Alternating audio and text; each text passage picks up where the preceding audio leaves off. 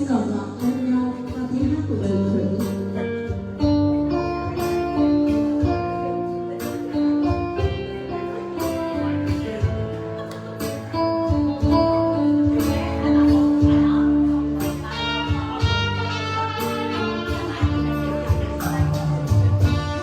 Tiếng hát bay trên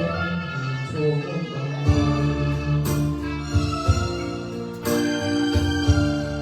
chiều đầm đưa những bước chân trong chợt nghe mùa thu mây trên trời không còn ai giữa mênh mông đời mình, nỗi đau vùi lấp trên tuổi phố vắng hoang vu từ lúc em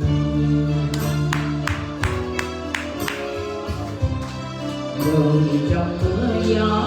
biết ai ngộ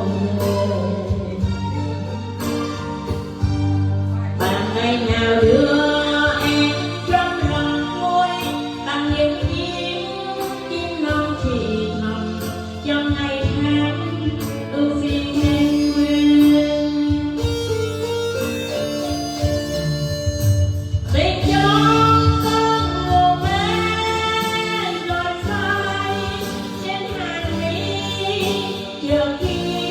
mình nhớ về mộng hành mây bay còn gì trên đôi tay nên thầm hơn trách mình cho tình càng thêm say. Tiếng hát của em toàn núi trên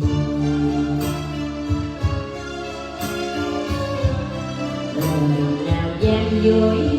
xứng qua môi để lỡ ngày sau khi ta cần nhau còn vui chút em vui ngày đầu cho tình nhớ đều thật bên nhau.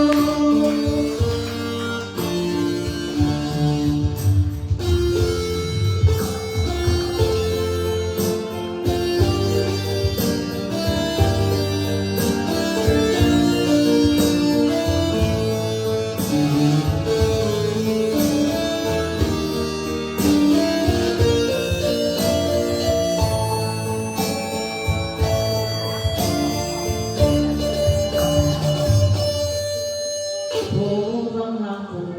từ lúc em đi để trong mưa gió biết ai đổ về bàn tay nào đưa em trong lòng vui bằng những tiếng chim non thì thầm cho ngày tháng ưu phiền em quên tình trong con nguồn mê rồi phai trên hàng mi chờ khi mình nhớ về mộng thành mây bay còn gì trên đôi tay nên thầm hơn dối mình cho tình càng thêm say. Tiếng